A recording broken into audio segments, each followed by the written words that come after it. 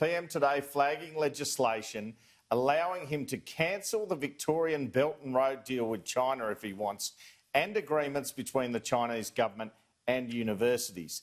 Well, I can reveal that as far as government and security agencies are concerned, there is just one agreement that is causing them concern, and that is the Victorian Belt and Road one. So expect that to be cancelled if the legislation passes next week, the Foreign Relations Bill, and not much else at the moment at least.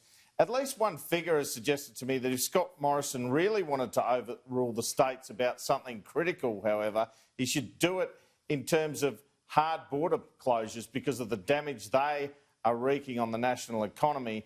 I asked him about this and how many agreements he actually plans to cancel under the Foreign Relations Bill. Would you consider legislating in order to take over state borders to prevent border closures where they're not necessary, something that's really harming the national economy? Australia wasn't built to have internal borders. Having internal borders in Australia is an extreme response. The constitutional issues around this are not as clear-cut as the constitutional issues when it comes to the Commonwealth's foreign affairs powers. So I will continue to work to ensure that we have a transparent process and a fair process, that there are appropriate appeal rights that are in place. It is important that we continue to remove barriers where they're not necessary, and where there are barriers, then we have the most sensible, practical and time-limited arrangements, and people know when they can come off so they can get on with their lives. So Scott Morrison's argument here is when it comes to state borders, the constitutional powers are more vague, although I noted his comments earlier that perhaps Clive Palmer might have some success with his court case. It's a lot harder, he says, than intervening on agreements with foreign governments. Might also help that 34 of the government's 77 seats are in WA and Queensland, where they're all for hard border closures. As for Daniel Andrews, the Victorian Premier, in response to this announcement today, he fired up when asked about this decision by the PM this afternoon, adopting the language the PM has used for months in press conferences in saying he only has time to focus on the virus. Well, look, if the Prime Minister's got time to be doing those things, then that's fine for him. I don't. I am exclusively focused on fighting this virus and then making sure that we have got the strongest economy that we can possibly have on the other side of this. Are you concerned about the impact it might have on trade? Well, I dare say that given announcements the Prime Minister's made today, he'll no doubt very soon be able to list a full range of other free trade agreements and other markets that we'll be sending Victorian products to. I look forward to that. How worried are you that this is going to land a further blow to the Victorian economy that has already been crippled, like global economies, because of the COVID pandemic? Well, the point that I just made before, presumably this approach will be will include quite soon a very detailed list of alternative trading arrangements, alternative free trade agreements, alternative markets. I'll leave that to the PM to announce, but presumably that's coming, and it's coming pretty quick. And in the event it doesn't? Well, I wouldn't want to speculate on those things. I'll leave it to the Prime Minister. He seems rather focused on these matters. You seem pretty angry about this announcement from the federal government. No, I wouldn't read that into what I'm saying at all. Did the Prime Minister tell you it was coming? Oh, I got a letter last night. So no text or phone call? Oh, there's many different ways to communicate. I got a letter. I'm not seeking to... Did you text a lot with him? Well, again, let me be clear. I'm making no criticism about the method of communication, just to be absolutely clear. The federal government said this morning it was going to review all of the existing arrangements that were in place. Do you think there's a chance that Belt and Road might survive that review? Or That's entirely a matter for them. Again, I think I've probably spent more time in this press conference on that relationship than I've spent on that relationship in the last 5 or 6 months. So it seems the Morrison-Andrews bromance is over. Anthony Albanese at the National Press Club a short while ago sounds like he will support the government legislation, so no wedge here. The idea that the national interest should be looked after by the federal government when it comes to foreign policy is something that we're very supportive of. I would regard as completely unremarkable.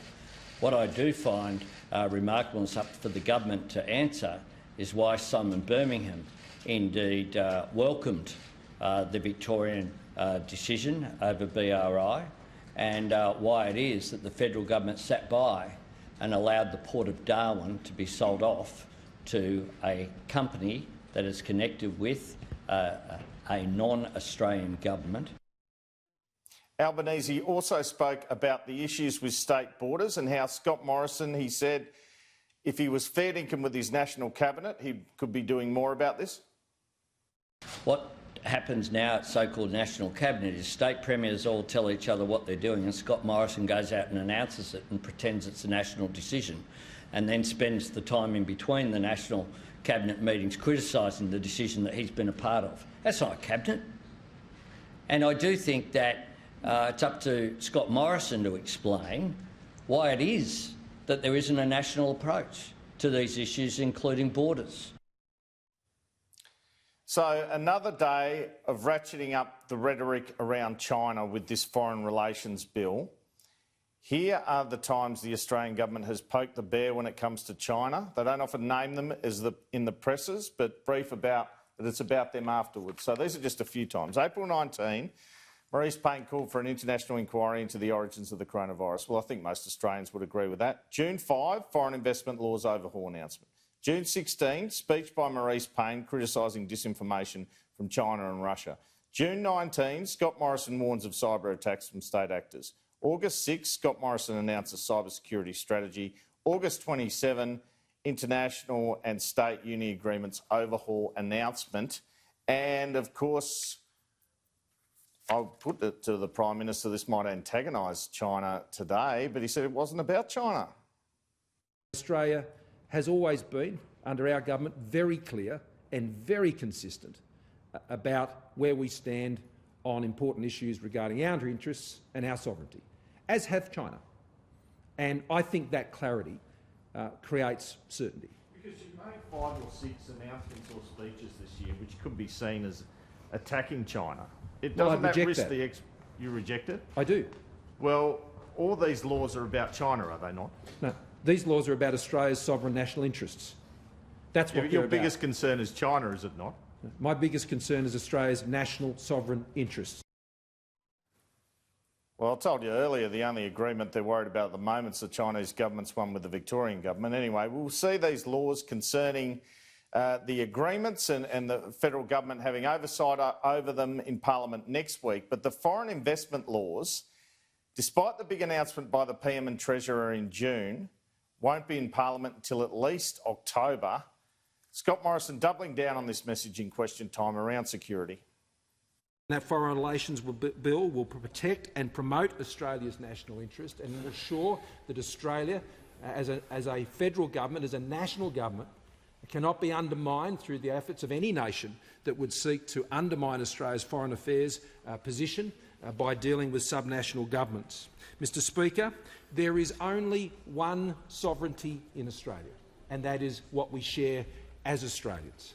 And in a time such as this, it is incredibly important that we don't retreat into provincialism. It's important that we focus very united together as a country to focus on what makes us strong, and that is when 6 states, Mr Speaker, came together to form Australia as a federated nation. Alfred Deakin got it right. Australia, he said, one and indivisible.